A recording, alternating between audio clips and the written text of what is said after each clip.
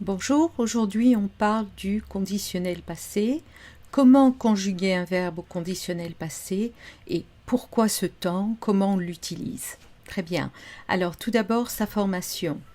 Conditionnel présent, vous vous souvenez comment on le ferme, comment on le forme, pardon. Euh, donc on va avoir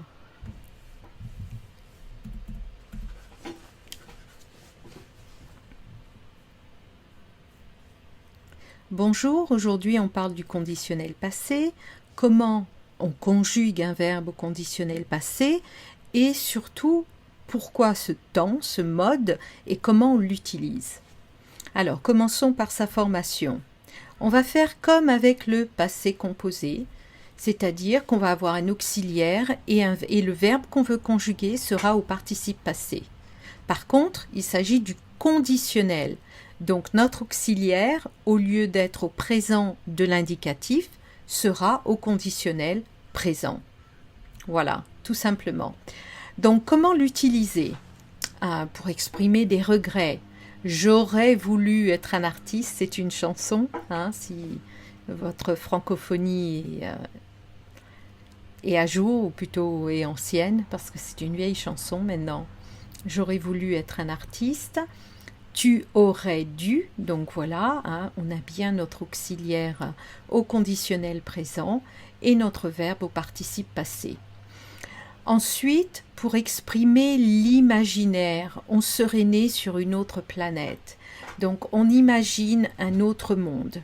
D'accord? On imagine, donc on utilise là ce conditionnel passé, encore une fois.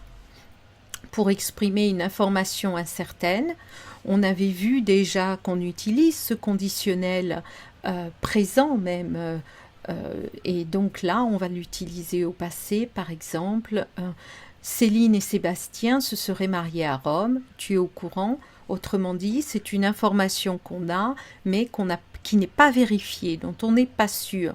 Alors c'est un mode, le conditionnel passé, que des journalistes vont utiliser aux informations. Le conditionnel est important pour des informations dont on n'est pas sûr, pour enlever un peu sa responsabilité. C'est ce qui se dit, est-ce que c'est vérifié? Voilà.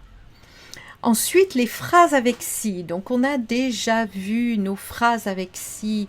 On avait dit pour une hypothèse réaliste, où on va avoir si j'ai le temps. If I have time. J'irai à la plage avec toi. I will go to the beach with you. Ok? Et l'hypothèse non réalisable, actuellement, on n'imagine pas qu'elle soit réalisable. Si j'avais le temps, j'irais à la plage avec toi. If I had time, I would go to the ocean with you. Ok? Donc là, on a quelque chose dans un passé qui n'a pas existé. C'est-à-dire, c'est plus réalisable du tout. C'est ce qu'on aurait fait si on était dans un contexte différent. Something we would have done, or that would have happened if we had been in a different context. Donc là, on va utiliser notre plus que parfait avec si, le passé dans le passé, et le conditionnel passé pour l'autre verbe. Si je n'avais pas travaillé hier, if I hadn't been working yesterday, je serais venu avec toi à la plage.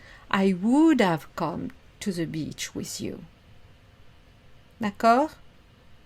Ok. Alors, encore un peu d'utilisation.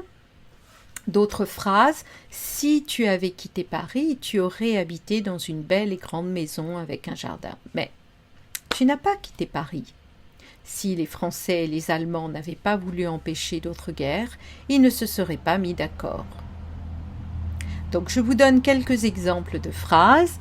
Je vous laisse imaginer votre propre phrase. Si je n'étais pas venue à UC Santa Cruz, qu'est-ce que j'aurais fait?